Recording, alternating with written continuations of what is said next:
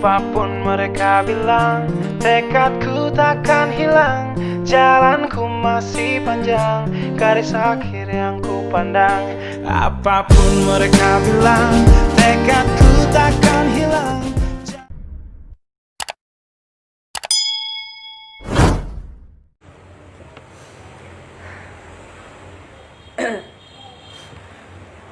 Assalamualaikum warahmatullahi wabarakatuh. Selamat pagi teman-teman semuanya. Alhamdulillah pada kesempatan hari ini kita masih diberi kesempatan oleh Allah untuk bergabung di acara bincang-bincang faidah kita, yang hari ini kita akan sampai di tema yang luar biasa dalam rangka memperingati Hari Lingkungan Hidup Sedunia yang jatuh pada tanggal 5 Juni 2020.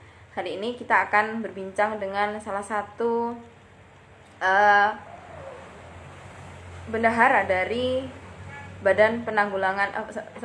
Lembaga Penanggulangan Bencana dan Perubahan Iklim Nahdlatul Ulama Pusat. Beliau adalah juga salah satu aktivis lingkungan yang luar biasa, karena hari ini beliau adalah Direktur Bank Sampah Nusantara LPBI NU. Kita masih menunggu hadirnya beliau.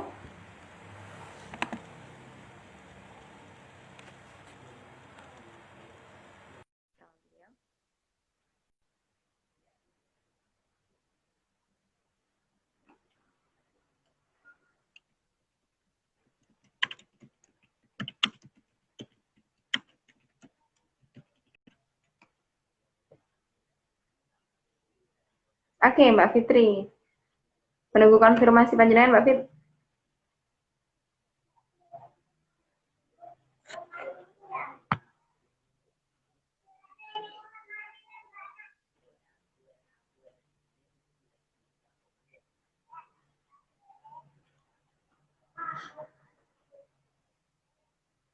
Oke, teman-teman yang baru saja bergabung, nanti kalau misalnya teman-teman masih belum bisa mengikuti acara siaran langsung ini, nanti teman-teman bisa melihat di Instagram saya atau di kanal YouTube Anvia Official.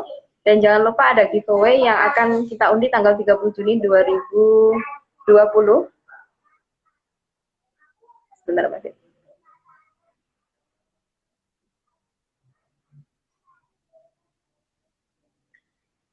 Jadi, oke. Alhamdulillah. Assalamualaikum. Assalamualaikum warahmatullahi wabarakatuh. Ya Allah, Mbak Fitri, kangen sekali. Masya Allah, tambah cantik. Ya Allah. Gimana kabarnya? Sehat? Alhamdulillah sehat, Mbak Fit. Mbak Fit, apa kabar? Alhamdulillah. Tulung Agung, cuacanya gimana, Tulung Agung? Hari ini lagi gerimis manis yang mengundang rindu basah. Gerimis manis kayak penyiarnya ya, gerimis manis ya. Mbak Fitri lagi di mana ini? Aku kebetulan di rumah aja. Udah hampir 2,5 bulan aku tuh nggak ke kantor sama sekali. Aku kerja dari rumah. Oh, ini di daerah mana Mbak Fit rumahnya? Daerah Pamulang aku. Jadi Pamulang di sana itu cerah lah ya. Di sini agak cerah. Oh, kenapa PSBB total, Mbak ya?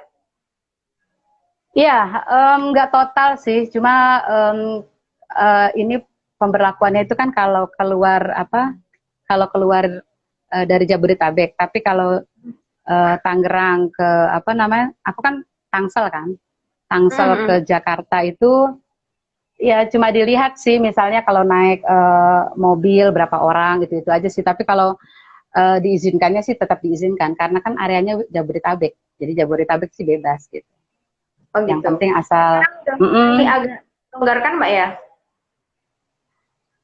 longgar yang mengerikan. Maksudnya gimana, Mbak?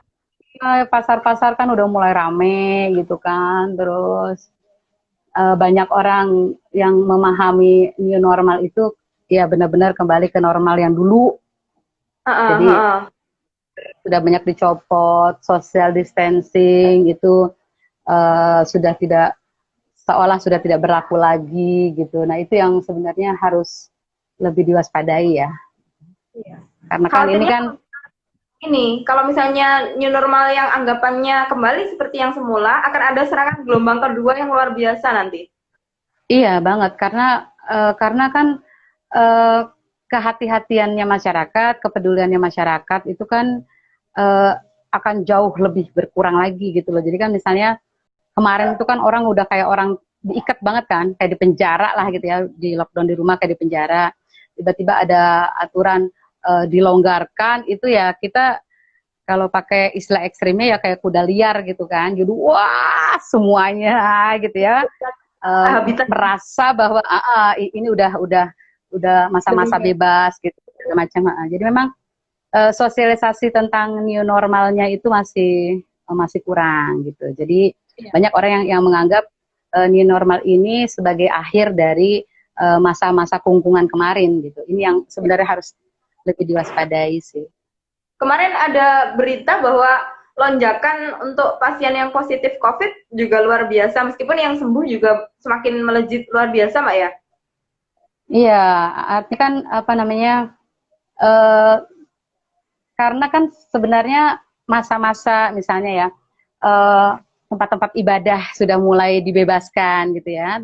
Eh, banyak tempat-tempat ibadah yang masih belum memberlakukan standar COVID. Misalnya kalau kemarin di PBNU sholat Jumat pertama kali di Masjid PBNU itu kemarin itu masih pakai masker, kemudian yang mau masuk diperiksa suhunya, terus pakai hand sanitizer, terus sholatnya itu berjarak, itu bisa diberlakukan di Masjid PBNU. Tapi untuk di masjid-masjid yang mungkin agak baik di daerah perkotaan maupun yang ada di pinggiran-pinggiran Jabodetabek itu masih susah diberlakukan gitu, karena mereka mikirnya udah itu kok udah dibebasin sama pemerintah buat apa gitu kan. Jadi berpikirnya bahwa corona ini sudah berakhir gitu. Nah, makanya lonjakannya itu sangat drastis. Per hari itu kemarin sempat 500, kemarin lagi 600, itu kan lebih ngeri ya gitu. Jawa Timur kan sekarang menempati ranking pertama ya, Jawa Timur ya. Ini Mbak, luar biasa lonjakannya keren pokoknya. Jadi orang mengejar banget karena ini Mbak, kemarin kan pas sebelum Lebaran, wah Masya Allah, karena kan rame-ramenya dapat bansos, dapat BLT atau apa, tiba-tiba katanya ada yang memang dibelanjakan untuk beli baju Lebaran atau apa. Terus kemudian mereka lebih takut tidak dapat baju Lebaran daripada sama corona. Sekarang pun di Tulungagung sendiri banyak yang udah nggak pakai masker Mbak. Jadi ya Allah, ngeri juga karena banyak anak kecil juga yang rentan, dia juga banyak yang terkena corona juga. Iya, yes. Sama sih.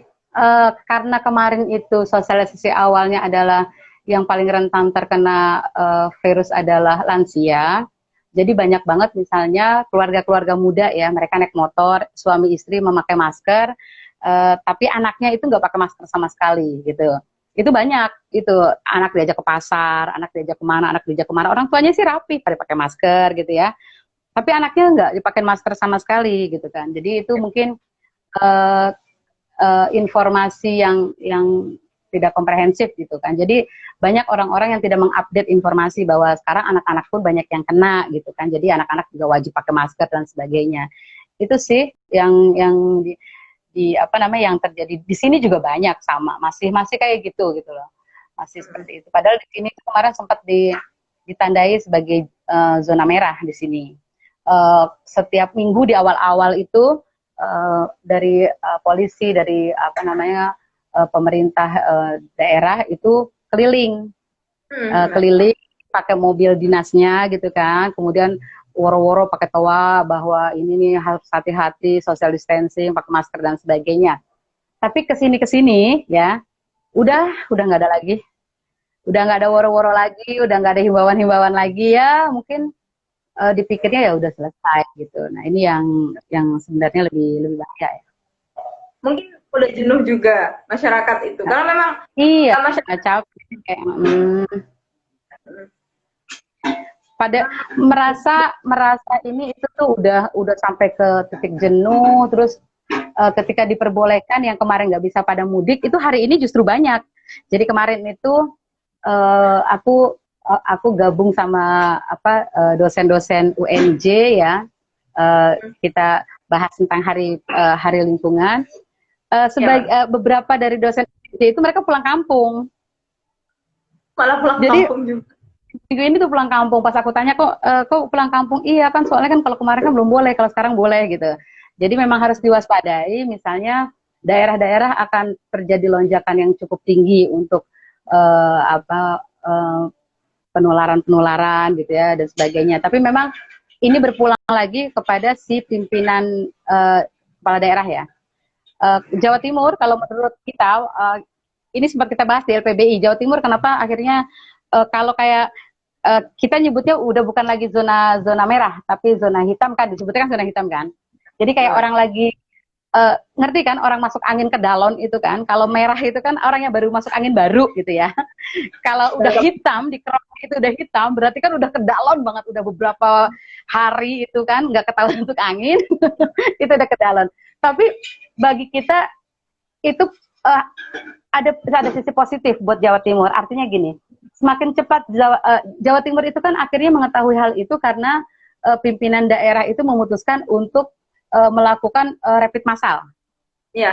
Jadi cepat ketahuan gitu loh. Jadi memang sisi positifnya adalah ketika misalnya pemerintah daerah mempunyai program untuk tes massal, itu kan orang-orang yang yang terjangkit akan lebih cepat diketahui, kemudian di tracking kan gitu kan. Nah, bisa jadi ya ini Allahu alam. Bisa jadi pemulihannya akan lebih cepat Jawa Timur gitu ketimbang daerah-daerah lain karena Jawa Timur udah tahu duluan, udah parah duluan gitu ya. Jadi akhirnya sudah bisa nanti misalnya pemerintah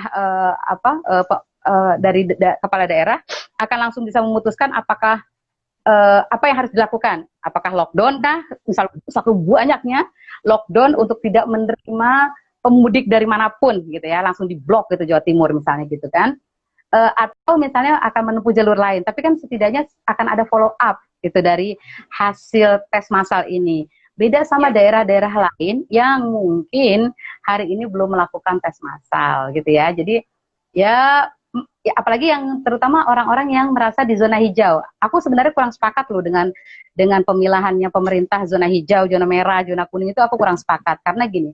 Untuk yang zona merah mungkin itu akan meningkatkan kewaspadaannya dia. Tapi untuk zona hijau mereka akan merasa sangat-sangat aman, baik untuk didatangi maupun untuk berlaku tidak sesuai standarnya COVID. Itu bahaya gitu. Padahal kan mereka belum melakukan tes massal. Itu yang sebenarnya agak mengkhawatirkan sih. Gitu. Tulung Agung aman, Tulung Agung. Tulung Agung lumayan tinggi juga sih Mbak. Cuman masyarakatnya ya heterogen luar biasa.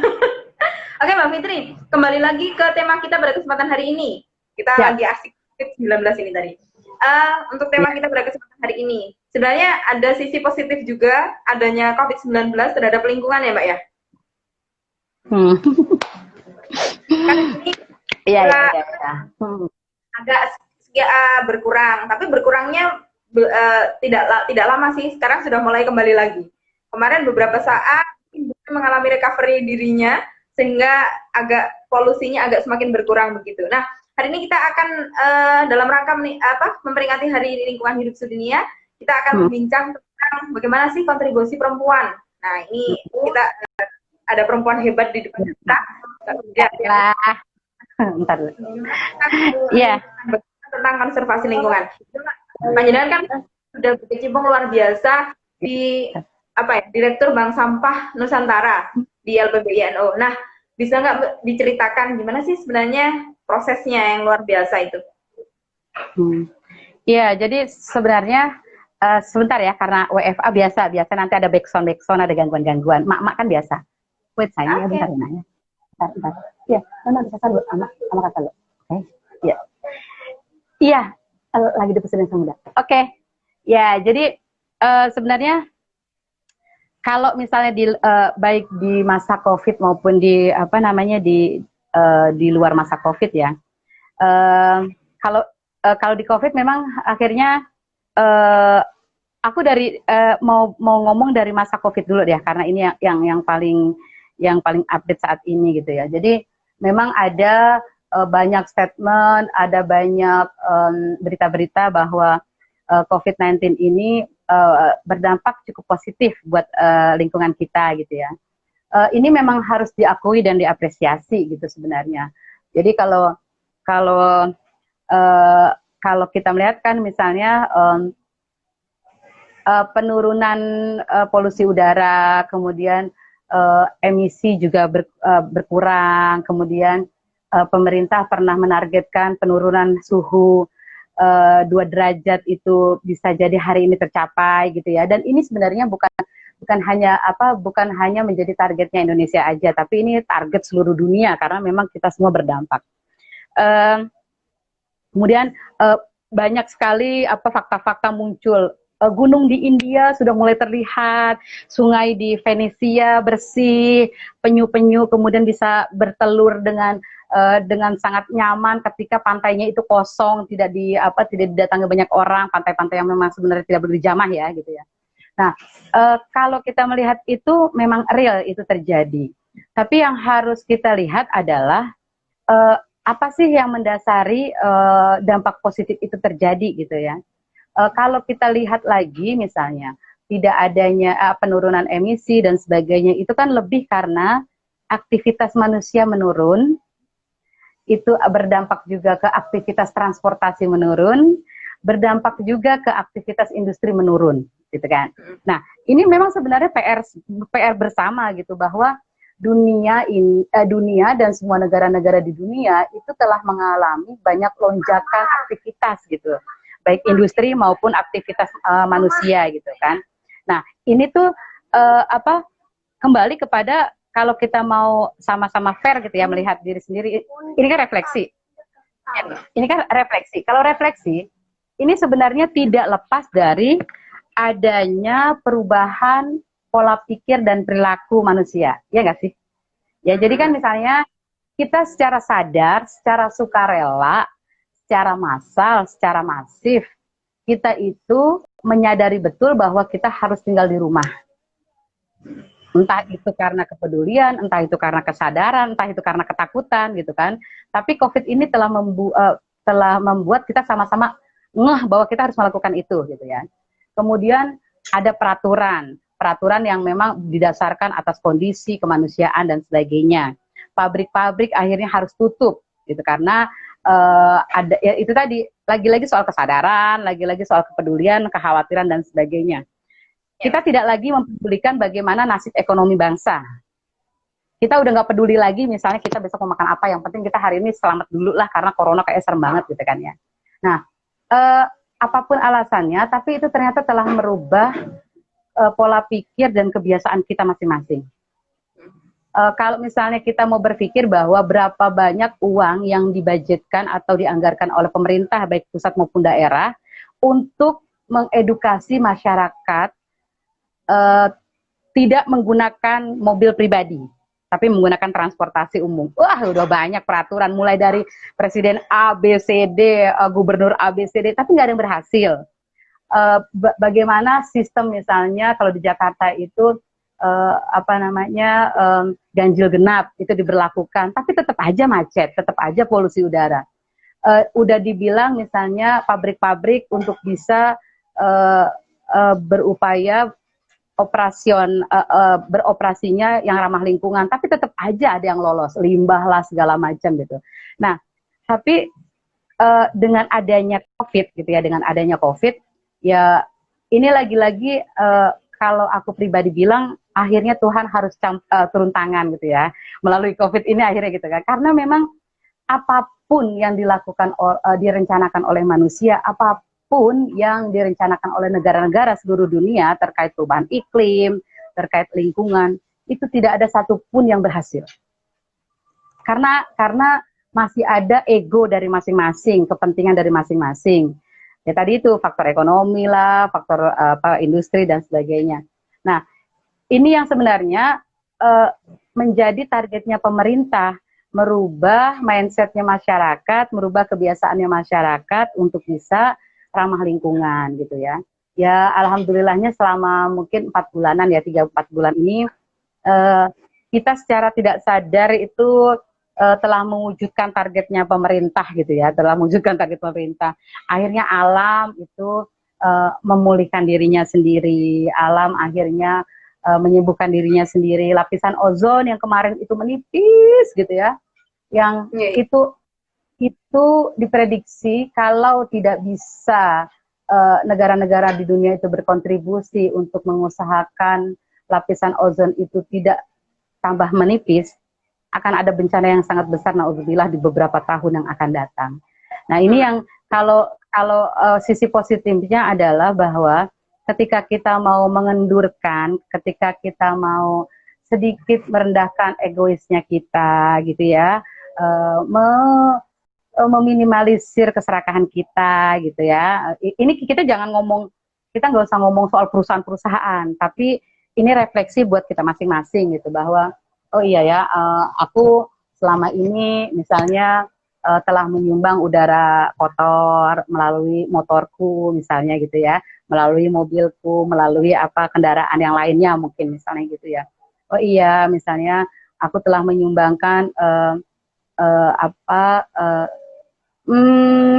sampah-sampah ke laut, sampah-sampah ke sungai melalui misalnya sampah rumah tanggaku yang tidak aku kelola gitu. Nah, ini hal-hal positif yang terjadi di masa COVID ini gitu ya. Tapi memang tidak semuanya positif. Jadi walaupun ada statement dari pemerintah DKI bahwa dengan adanya PSBB itu telah menurunkan timbunan sampah yang lumayan gitu ya. Tapi kalau setelah kita cek lagi, penurunan timbunan sampah itu hanya terjadi di area-area publik. Jadi ya nggak mungkin lah ada sampah di kebun binatang, di Ancol misalnya ya, di tempat wisata. Orang-orangnya boro-boro mau ke tempat wisata gitu kan, kita aja mau ke kantor aja harus WFA gitu kan. Nah, artinya KLHK sendiri sampai sempat membuat standar untuk standar untuk sampah yang ada di area publik, tempat wisata, masjid, sekolah, pesantren, pokoknya area-area itu publik. Nah, hari ini di masa COVID ini di area-area itulah sampahnya menurun drastis, menurun sangat drastis. Nah, tapi yang harus diwaspadai adalah ternyata yang menurun drastis itu hari ini menumpuk di rumah masing-masing. Ya apa enggak? Jadi misalnya aku contoh ya. Aku punya anak 3. Aku suami anak 3. Biasanya kalau nggak ada corona, aku ke kantor, suamiku ke kantor, anakku yang nomor 1 pesantren, yang 2 lagi sekolah. Dari jam sekian sampai jam sekian. Kita hitung aja, misalnya aku dari siang sampai malam misalnya di kantor sama suami. Artinya, makanan apapun, barang apapun yang aku konsumsi, itu sampahnya pasti di mana? Di kantor. Jajanan anak-anakku dari mulai pagi sampai siang itu di mana? Di sekolah sampahnya. Benar.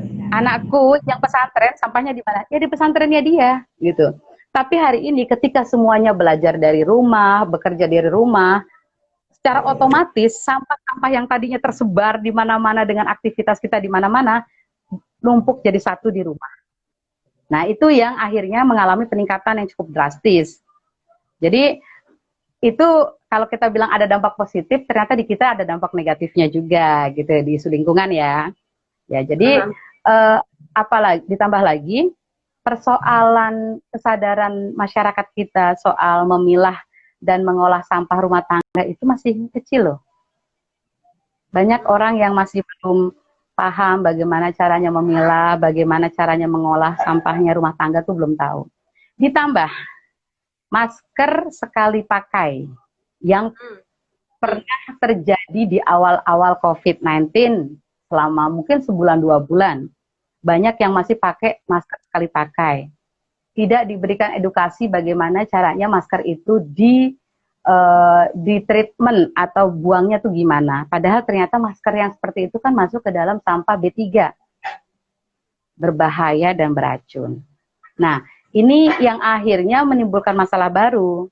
Sampahnya rumah tangga, selain sampah organik, non-organik, plastik, sekarang ketambahan lagi sampah medis. Benar. Nah, ini yang sebenarnya dampak positif untuk yang tadi aku sepakat. Tapi kita ternyata juga masih punya dampak negatif yang harus kita selesaikan. Artinya ini berpulang lagi, kembali lagi kepada pola pikir, mainstream, sama kebiasaan.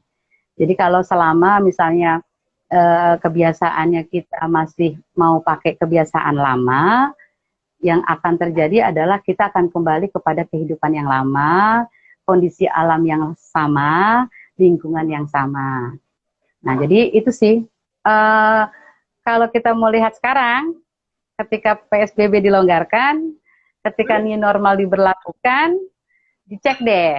Yang awalnya kita mengalami dampak positif, kira-kira dampak positifnya 4 bulan, itu kenaikannya. Dampak negatifnya 2 hari langsung rets negatif.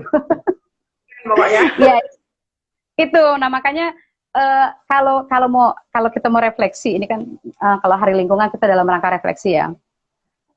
Apa mungkin gitu ya, ini naudzubillah ya, harus ada corona lainnya untuk bisa merubah perilaku kita terhadap lingkungan. Itu sih kalau aku sih refleksinya gitu. Jadi seharusnya cukup satu corona ini aja yang bisa memutar dunia dunia pikiran kita, pola pikir kita, bahwa kita harus menjadi manusia yang lebih aware, yang lebih care, yang tidak egois gitu ya. Itu aja sih kalau menurut aku. Ya, berarti memang ada sebuah PR besar sebenarnya Mbak ya, di balik adanya 4 bulan menjadi agak sadar lingkungan sebentar, tapi terus habis itu hari 2 hari sudah ada perubahan. Ini akan menjadi sebuah PR besar bagi semuanya, tidak hanya teman-teman yang bergerak di bidang lingkungan. Nah, kira-kira Mbak, kalau misalnya nanti ini sudah mulai akan diberlakukan new normal, ini kan ada nggak kiat-kiat atau tips-tips untuk bagaimana pengelolaan sampah, terutama ini masalah yang paling utama yang kita hadapi kan sampah.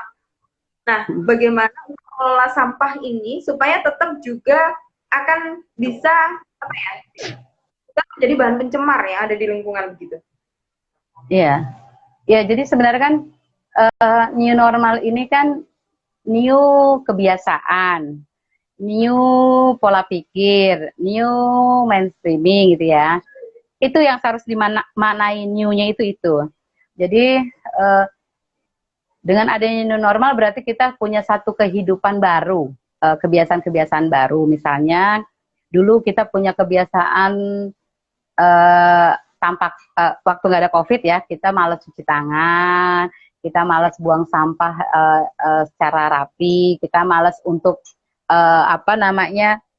memakai masker saat sakit gitu ya. Hal-hal yang positif lah sebenarnya di standarnya COVID ini. Nah, di new normal ini kan harapannya itu hal-hal yang sebenarnya positif, ada corona nggak ada corona, itu kan harus tetap kita laksanakan ya gitu ya. Artinya nggak salah kok, misalnya ketika kita sakit, walaupun nggak ada corona, kita tetap pakai masker. Nggak salah kok, misalnya kita melatih anak-anak untuk rajin cuci tangan. Ya kalaupun kita terbebas dari corona, ya terbebas dari diare lah minimal.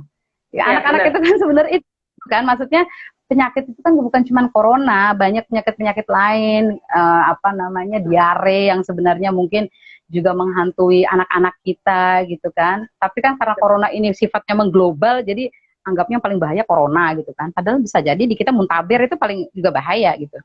Nah, terkait sama isu lingkungan, misalnya karena kita harus hidup berdampingan dengan virus corona yang ini memang belum bisa ditemukan vaksinnya gitu ya. Tetap melakukan pola hidup bersih, pola hidup sehat. Misalnya ya, tetap minum vitamin, tetap makan buah. Sampahnya, kalau terkait sampah, memang terjadi ini sebenarnya merupakan salah satu warning untuk teman-teman pengelola sampah. Jadi kondisinya teman-teman pengelola sampah, terutama di TPA dan TPS ataupun TPS 3R ya, mereka itu kan sebenarnya sama kayak tim medis, rentan untuk terkena berisiko terkena penularan COVID. Kalau tim medis itu dari pasien, kalau teman-teman pengelola sampah dari sampah. Karena sampahnya eh, kita itu kan tidak ada yang dipilah. Tadi itu sampah masker, ya. Maskernya si penderita COVID positif tiba-tiba kecampur di tetangganya dia, nempel-nempel misalnya di botol air minum kemasan, di plastik segala macam. Terus ketika para pemulung kita itu melakukan pemilahan di TPS ataupun di TPA, dia memilah-milah, kepegang tanpa ada sarung tangan, tanpa ada pengaman masker dan sebagainya. Itu resikonya besar banget.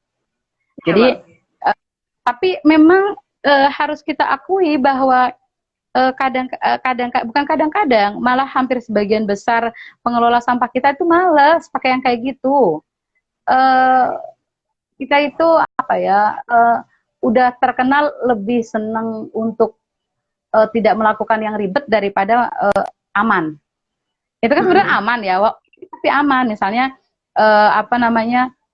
memilah sampah pakai masker, memilah sampah pakai sarung tangan gitu ya. Kemudian pakai kacamata karena kan khawatir namanya limbah itu kan pasti beracun, itu langsung ke mata segala macam. Itu kan hal-hal yang sebenarnya standar, ada COVID nggak ada COVID sebenarnya itu harus kita lakukan. Nah, tapi agaknya sulit gitu. Makanya semasa COVID ini kita memang banyak bersosialisasi ke teman-teman yang memilah sampah di pemulung ataupun pengepul ya. Ayo dong yang aman gitu ya, karena kebetulan kita juga dapat bantuan dari KLHK, bantuan untuk APD non medis untuk pengelola sampah. Itu beberapa sudah kita salurkan ke teman-teman bank sampah yang masih beroperasi yang di bawah binaannya LPBI NU gitu. Jadi ketika kita lihat mereka masih memilah sampah, kita kirim APD, minimal kita melindungi mereka dari resiko penularan. Harapannya kalau misalnya di masa COVID ini mereka mau pakai karena terpaksa, orang kan kalau terpaksa lama-lama akhirnya akan biasa. Harapannya sih gitu ya. Nanti ada COVID nggak ada COVID, mereka akan tetap mau pakai masker, pakai kacamata pelindung, pakai sarung tangan. Itu juga kita berlakukan untuk teman-teman kita yang ada di pusat. Jadi BSN pusat kan masih melakukan penimbangan nih. Mereka masih jalan ke ke nasabah-nasabah kita, jadi door to door, karena banyak nasabah yang takut untuk nyetorin sampahnya. Kita datang door to door. Aku selalu ngingetin sama teman-teman jangan lupa alat keamanannya dipakai. Selain itu memang untuk kalian pribadi, kalian juga sekaligus mengedukasi masyarakat, mengedukasi teman-teman pengelola bank sampah lain bahwa ini loh standarnya kita tuh seperti ini. Repot, mungkin tidak simple tapi aman. Gitu aja sih. Mbak, nah kalau misalnya Mbak Fitri kan jadi direktur di Bank Sampah Nusantara. Nah teman-teman sebenarnya banyak ingin tanya, gimana sih Mbak manajemennya yang sudah dilaksanakan selama ini? Ini agak menyimpang sedikit dari COVID-nya kita. Ini sampai bisa sukses dan nasional luar biasa ini. Ini kan teman-teman banyak juga yang mulai ada geliat untuk mengelola atau memilah sampah. Mereka ada yang mulai mendirikan bank sampah, ada yang rela untuk mobilnya dipakai sampah, menuju ke bank sampah atau apapun. Ini sudah mulai ada geliat-geliat kayak gitu, Mbak. Ini gimana sih manajemen yang diterapkan di BSN ini, Mbak? Iya, mungkin ini ya kita berusaha. Memang kalau bank sampahnya LPBI memang bukan berangkat dari kebutuhan ekonomi sebenarnya gitu kan. Ini kan kita melihatnya di Indonesia itu pengelolaan sampah itu kan terbagi dua. Ada yang memang akhirnya menjadi sirkular ekonomi bisnis gitu kan. Ada yang memang murni untuk keresahan kita terkait soal lingkungan misalnya gitu ya. Nah, memang agak beratnya gini. Visi misinya BSN sejak awal adalah bagaimana kita bisa menciptakan banyak benefit ketimbang profit. Gitu. Jadi, nah ini mungkin yang bisa diterapkan dan bisa juga tidak di beberapa binaannya kita. Makanya setiap kali ada teman misalnya atau lembaga apapun atau komunitas apapun berkirim surat ke kita ke LPBI, Mbak bantu dong kita mau mendirikan bank sampah. Itu yang aku kasih ke mereka bukan boleh ataupun enggak, tapi kita akan segera kirimkan ke mereka. Ada satu form yang harus mereka isi, itu terkait dengan kajian lingkungan. Mereka harus ngisi itu. Karena melalui isian itu kita baru akan memutuskan apakah mereka bisa mendirikan bank sampah ataupun enggak gitu. Karena gini, kita melihatnya itu kan geliatnya bank sampah itu sebagian ya, ini aku yakin enggak semua. Sebagian karena melihat yang dipublikasikan di TV itu adalah bank sampah yang telah mencapai omset miliaran. Itu terjadi ya kan. Jadi orang iya ya, sampah adalah berkah, sampah adalah emas, sampah adalah ini itu. Nah, itu bisa menjadi bumerang. Di satu sisi, ketika LPBNU juga mempunyai tagline sampah adalah berkah, harapan kita sebenarnya bagaimana masyarakat itu bisa tidak jijik untuk ikut memilah dan mengolah sampah. Harapannya seperti itu. Tapi di beberapa tempat tagline itu dipakai bahwa sampah itu adalah berkah karena sampah adalah emas. Nah, ini yang berbahaya. Mereka akan melihat sampah itu sebagai satu komoditas, gitu ya.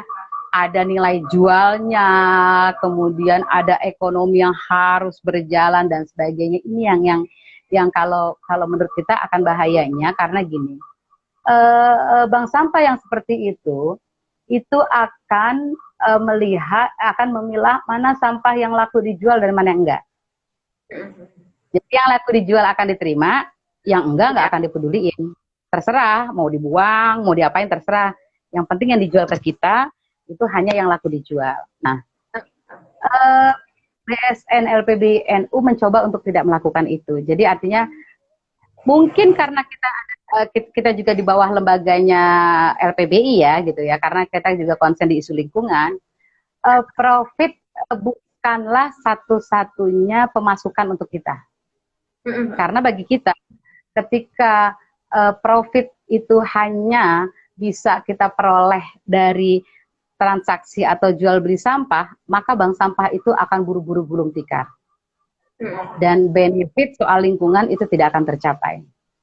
Nah, ini yang sebenarnya mandat yang diberikan oleh LPBI NU kepada BSN. Bagaimana kalian bisa menciptakan benefit, tapi juga bisa mempunyai profit, karena kita juga harus membantu masyarakat sekitar yang mungkin membutuhkan, gitu ya.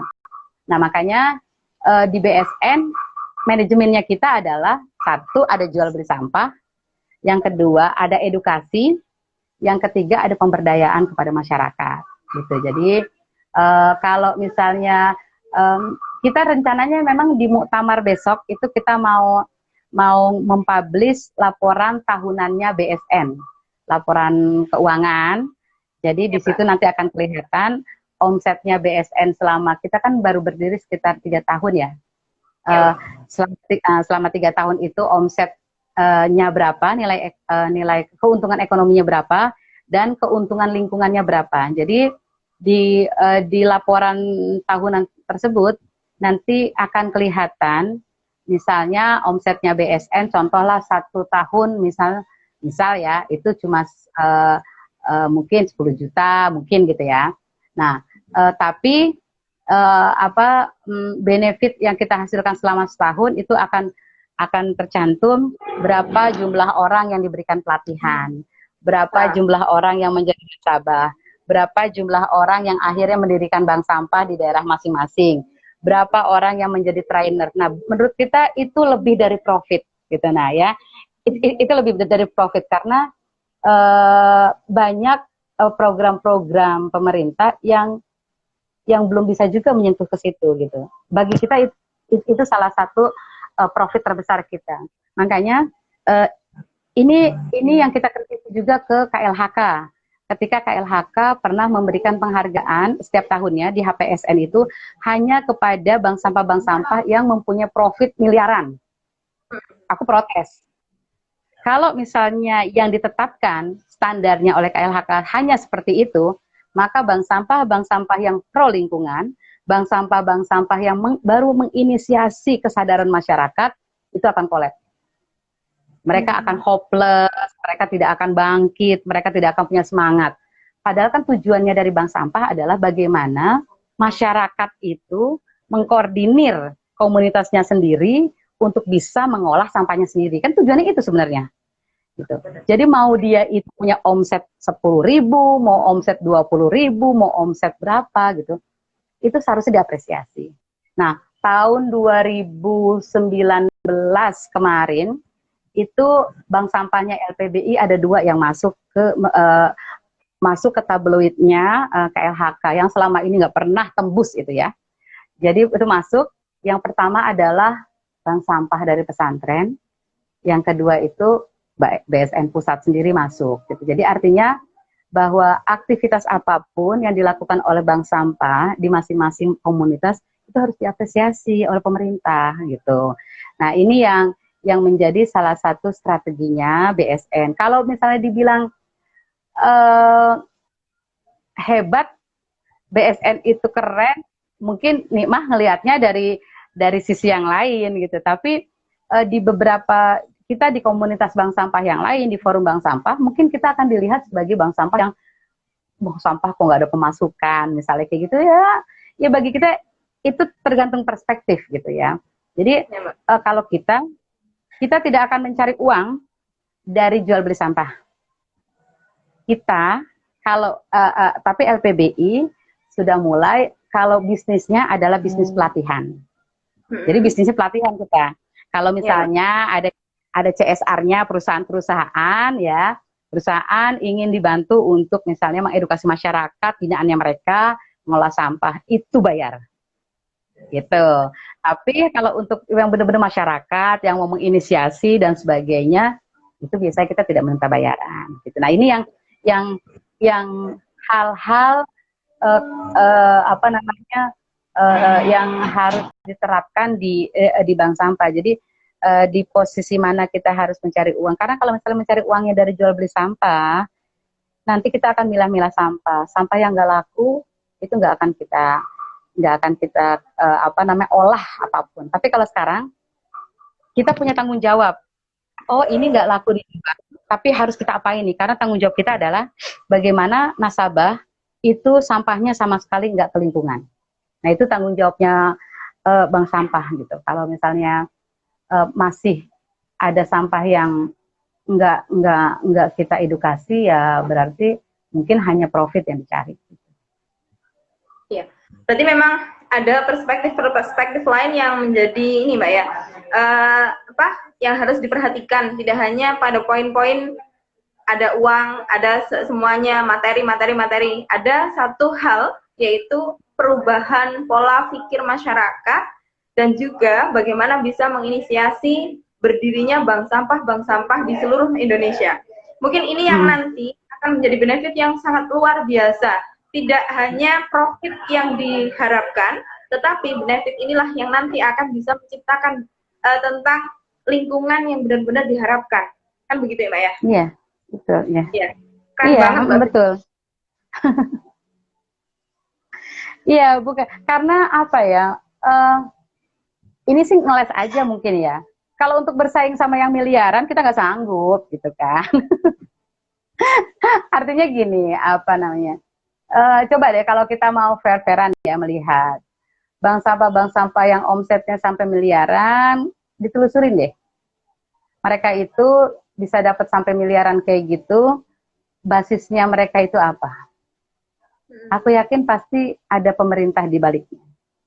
Wajar dong kalau misalnya ada omset yang miliaran, tapi ternyata itu bank sampah yang dikelola oleh pemerintah. Wajar kalau menurut aku. Tapi masyarakat itu tidak bisa menyentuh standar itu juga wajar, sangat manusiawi misalnya. Karena misalnya kalau misalnya kita mau bersaing, ada sektor swasta ataupun sektor pemerintah mengelola bank sampah kemudian dapat omset miliaran.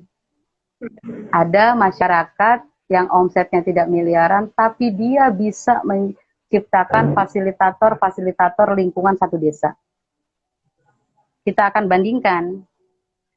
Kalau BSN kita kebetulan belajar bagaimana cara menghitung investasi ekonomi dan investasi lingkungan. Jadi sebenarnya nominalnya itu ketemu. Jadi kalau misalnya Walaupun kita itu cuma ngajarin orang, ngelatih orang, mengedukasi ibu-ibu melalui pengajian dan sebagainya, itu kalau misalnya dikonversi, itu akan ketemu bahwa yang dilakukan oleh masyarakat itu juga omsetnya miliaran. Karena misalnya gini, kita contoh ya, kita melatih masyarakat. Kalau pemerintah melatih masyarakat, ada budgetnya nggak? Pasti ada. Iya. Ya kan? Ada budgetnya. Dihitung aja satu kali pelatihannya pemerintah itu biasanya menghabiskan budget berapa. Nah, berapa yang sudah dilakukan oleh masyarakat? Melatih RW, melatih PKK, melatih Karang Taruna. Dihitung aja. Nanti akan ketemu bahwa masyarakat sudah melakukan pengelolaan sampah sebanyak sekian M. Itu pasti. Nah, itu yang kalau menurut aku itu value lingkungannya itulah yang kadang kita itu berpikir ini yang sebenarnya lagi sedang BSN gerakan gitu ya. Kita punya program sahabat daring gitu, karena kita kan lagi virtual ya. Jadi kita berbagi ide dan inspirasi sekecil apapun misalnya. Kalau hari ini Nikmah misalnya sudah merubah pakai tumbler gitu ya. Sekeluarga tiba-tiba pakai tumbler. Sekeluarga tiba-tiba pakai tumbler. Mungkin bagi orang yang hitungannya ekonomi, Nikmah akan dilihat, alah cuman kayak gitu doang. Dia bukan pahlawan lingkungan. Tapi bagi aku, kamu itu pahlawan lingkungan. Karena misalnya dengan kamu satu keluarga tidak lagi memakai air minum kemasan, berapa jumlah sampah yang bisa ditekan. Jadi masing-masing pribadi kita ketika kita melakukan hal sekecil apapun dalam isu lingkungan, itu kita bisa menyebut bahwa kita adalah pahlawan lingkungan. Jadi kan aku tuh paling jengkel kadang-kadang ya dengan standar-standarnya pemerintah gitu ya. Misalnya ada pahlawan lingkungan telah melakukan hal yang besar misalnya kayak gitu. Oke, fine, itu apresiasi pemerintah. Tapi jangan sampai maksudku itu akan mengkerdilkan kontribusi apapun dari masyarakat yang mungkin sebenarnya itu punya dampak cukup luas juga. Kiai bilang anadzofatu minal iman, buang sampah sing bener nduk nang gitu segala macam, itu 10 orang muridnya nurut, itu juga pahlawan lingkungan bagi aku gitu. Nah ini yang hal-hal kecil yang sebenarnya nanti ini salah satu programnya Bank Sampah, bagaimana kita bisa mengeluarkan pahlawan-pahlawan lingkungan dari lingkungan kita sendiri gitu ya. Ini yang beberapa live IG kita akan mulai lagi, kemarin dari pesantren, besok dari santri. Nanti malam kita mau ada webinar itu Green Lifestyle ala milenial. Jadi akan ada santri-santri binaannya BSN yang sudah melakukan sesuatu dan sudah menularkan ke teman-temannya gitu. Jadi ada dari Greenpeace juga, ada dari anggota legislatif juga. Jadi kita mau lihat ala-ala milenialnya, jadi orang-orang milenial lah ya gitu kan. Nah itu yang sangat penting sebenarnya. Lagi kita coba untuk live YouTube-nya. Jadi nanti aku kabarin ya, biar bisa di-share juga sama Nikmah ya ke teman-teman ya. Biar saya share ke teman-teman. Oke Mbak, ini satu pertanyaan terakhir. Seru banget soalnya ngobrolnya sama Mbak Fitri, dapat ilmu banyak banget ini tadi. Ini Mbak, sampah yang sudah diterima oleh LPBI atau BSN, ini selama ini dikelola kembali ataukah di bagaimana?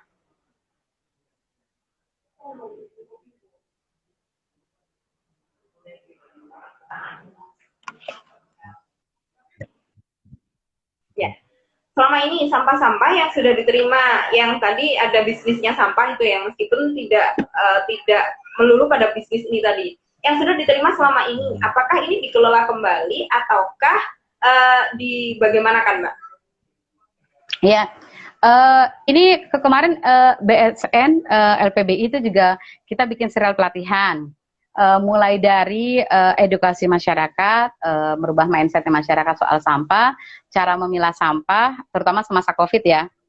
Kemudian sampah-sampah yang sudah pilah itu diapain? Jadi sampah organiknya itu kita adakan pelatihan bagaimana orang bisa mengolah sampah organik dari rumah sendiri. Kita kemarin medianya tuh gampang banget, ada apa namanya, ada pakai karung, ada pakai polybag, ada pakai langsung biopori, ada pakai komposter, apapun ya yang sekiranya tidak memberatkan. Jadi kompos kan, artinya sampah-sampah organik kita itu nggak kebuang jadi kompos. Nah, komposnya itu bisa dimanfaatkan untuk menjadi pupuknya tanaman organik kita gitu. Jadi kita itu sampai ke bercocok tanam di rumah sendiri gitu. Karena kan di masa COVID ini kan ada kekhawatiran juga terkait soal persediaan ketahanan pangan kita kan. Kemarin itu kan sempat juga akan jadi kekhawatiran. Jadi kita upayakan bagaimana caranya dari rumah sendiri kita bisa melakukan ketahanan pangan gitu. Jadi komposnya itu, jadi kan kita tahu oh ini benar-benar organik loh gitu kan. Jadi kita jadikan pupuk untuk tanaman sayur, tanaman apotek hidup dan sebagainya. Terus untuk sampah yang non organiknya, sampah non organik bisa entah itu di pengepul, silakan dijual ke pengepul ataupun pelapak ya, ataupun ke bank sampah setempat. Kalau yang ketakutan, kita tuh ada beberapa, kalau di Jabodetabek kebetulan sudah ada BSN itu bekerja sama dengan Danone dan Grab. Jadi tinggal buka aplikasi Grab, ada GoSend namanya, ada GoSend, kemudian buka aplikasi Pick Aqua namanya. Di situ nanti akan kelihatan, oh kamu mau kirim sampah kamu ke bank sampah mana. Jadi ada banyak bank sampah yang terdekat di lingkungannya kita. BSN itu salah satunya. Bank sampah kita sudah masuk. Nanti ketika kamu ngeklik, kamu tulis sampah kamu apa, berapa kilo, perkiraan aja ya, asumsi ya.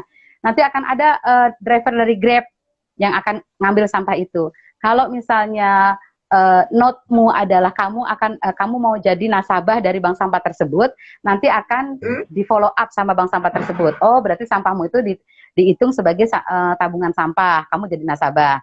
Tapi kalau misalnya dikategorikan sebagai donasi, ya udah, nanti akan ada ucapan terima kasih dari bank sampah tersebut kepada si orang yang menyetorkan sampah itu gitu. Nah, itu salah satu ikhtiarnya BSN untuk di masa COVID gitu kan. Nah, jadi orang-orang yang ketakutan membuang sampah bawa sampah ke bank sampah itu sekarang dijemput. Sampah B3-nya itu juga dikumpulkan. Sampah B3 karena di BSN kita nggak punya izin untuk melakukan itu. Kalau sampah B3 kita biasa kalau udah banyak kita kumpulin dari nasabah, kita akan kontak dinas LH setempat. Pak, ini ada sampah B3, minta tolong untuk di pick up, dijemput nanti sama dinas LH setempat. Nah, untuk sampah plastik kita bikinkan ecobrick. Biasa kan? Masih pakai ecobrick kita. Nah, terus kalau sama sampah masker dan sebagainya sama kita itu dimasukin di satu amplop khusus sendiri, itu langsung kita tulisin ini sampah medis gitu. Sebenarnya kemarin dari KLHK pun menyarankan ketika misalnya satu komunitas, satu RT, satu RW sudah mengumpulkan sampah medis banyak gitu ya, tinggal nanti menghubungi dinas LH setempat untuk minta dijemput bahwa kita punya sampah medis yang harus diambil. Itu sih. Iya, Mbak. Keren banget. Saya dari tadi cuman, Masya Allah, ya Allah, kapan saya bisa ikut-ikutan Mbak Fitri untuk bisa bermanfaat lebih untuk lingkungan begitu, ya Allah. Ini ide yang luar biasa loh, banyak Mbak. ngoceh ini. Kemampuanku itu cuma ngoceh, jadi bahasanya itu cuma kayak gini ya. Semoga bermanfaat ya. Amin ya rabbal alamin. Ya Mbak Fitri, luar biasa sekali perbincangan kita pada kesempatan hari ini. Ini nanti insya Allah akan di kanal YouTube. Mudah-mudahan akan lebih banyak teman-teman yang mendengarnya dan akan lebih banyak teman-teman yang untuk berusaha untuk bisa seperti yang dilakukan oleh teman-teman di BSN gitu. Mudah-mudahan ini nanti bisa menginisiasi untuk tumbuhnya bank sampah di tingkat ranting yang luar biasa se-Indonesia begitu. Insya Allah. Pokoknya saya amin. Tulung Agung ditunggu ya, Tulung Agung ya. Kira-kira mau bikin apa lagi ya? Ya, siap, Mbak. Semangat. Mbak Fitri. Ya, oke. Terima kasih untuk bincang-bincangnya pada kesempatan hari ini. Mudah-mudahan Mbak Fitri selalu kesehatan. Mudah-mudahan pandemi COVID segera berakhir dari bumi tercinta kita ini. Semangat untuk menjadi pegiat lingkungan yang luar biasa, Mbak ya. Terima kasih. Sama-sama sehat ya. Salam buat teman-teman ya. Ya, siap-siap Kangen. ya, Mbak. Oke. Kangen. Kita ketemu, Mbak ya. Oke deh, thank you ya. Makasih ya. Assalamualaikum. Assalamualaikum. Oke, teman-teman yang luar biasa, alhamdulillah perbincangan kita keren, pokoknya semangat banget ini tadi. Mudah-mudahan teman-teman bisa apa terinspirasi dari apa yang disampaikan oleh Mbak Fitri tadi, bahwa akan ada bank sampah yang ada di pelosok Nusantara ini yang nanti akan berkembang luar biasa. Dan tadi sudah disampaikan oleh Mbak Fitri bagaimana cara-cara untuk pengelolaan sampah ini tadi. Nah, sahabat-sahabat, teman-teman yang berbahagia, demikian tadi bincang-bincang faedah pada kesempatan hari ini. Insya Allah kita akan ketemu lagi besok dengan narasumber yang berbeda. Mudah-mudahan tetap manfaat semuanya. Jaga kesehatan, jaga apa ya, imun kita dan juga iman kita. Mudah-mudahan pandemi COVID-19 segera berakhir dari bumi kita tercinta. Allahumma fiqh ila wa Assalamualaikum warahmatullahi wabarakatuh.